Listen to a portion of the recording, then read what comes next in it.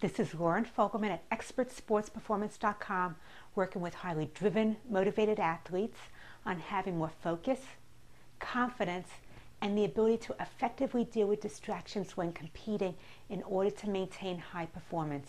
Today's topic is whether athletes are protected enough.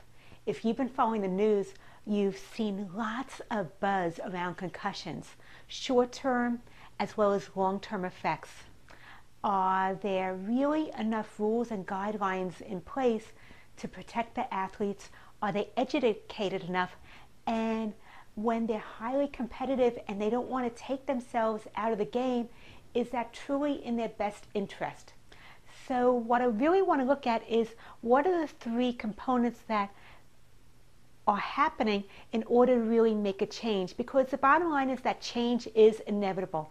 Helmets can be made to help protect against concussions, because right now they don't do that. All they do is protect against skull fractures. And athletes unknowingly feel that they do protect against your brain shaking, but that's not true whatsoever. Also, what about soccer, where there's headbutts, or wrestling and boxing, where there's lots of blows to the head?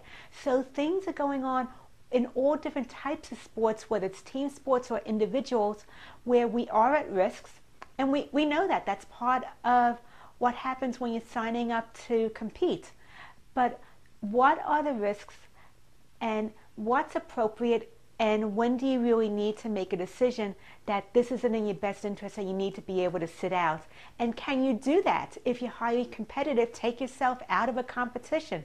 So that's what we're going to focus on today. To begin with, injuries. As I said, as athletes, we know injuries will happen at some point for most of us while we're competing. It's just part of the game. On the other hand, there's something about short-term injuries having the ability to heal with the obvious, whether it's a break, a sprain, a contusion, versus something that's not quite as easy to see, which is a concussion because your brain's got shaken. So there's different types of injuries, and yes, both have short-term as well as long-term consequences, but the impact on quality of life, if you're not paying attention to the blows to your head, can really be substantial. The next thing is return to play. There are definitely guidelines in place right now when athletes do have a blow to the head. However, a lot of times athletes might end up with a concussion and they're not even going to say anything if nobody says anything to them first. They don't want to take themselves out of the game. On the other hand, with some of the questions you're asked when you have a concussion to see if you really do have an injury, what if you actually pass them and you've experienced a concussion anyway? How long should someone be taken out of a game before they're really ready to be put back into play? There's actually guidelines available, and it's really important for you to be educated about what's appropriate and have the right information, because in the long run, it's your quality of life, and it's about having the best interests of the athlete in mind at all times. And the third piece is improvement. You know, from where things were even 3 years ago to now, there's definitely more information available. There's more improvement.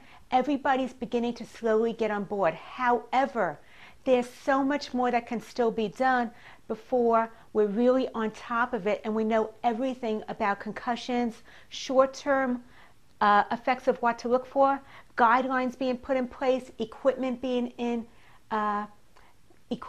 made that's really going to protect your head, and the long-term consequences. So even though things are good now and they're better than they were 3 years ago, if not longer, there's so much that can be improved upon, and education is a first start. Becoming informed, taking a stand for your body, your quality of life, your health is necessary. Coaches, trainers, and parents getting on the same page as well.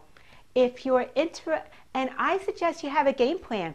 If you are out on the bench with a concussion, what can you do to continue to feel like you're involved, focusing on your own healing as well as your own strategy, things that you can be doing so that you're not losing that much time momentum. Yes, you do need to take time out to heal, but there's probably things you can focus on during that healing process to keep you up to speed.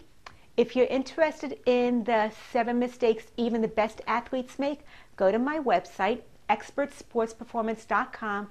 In the upper right hand corner, put in your name and email address.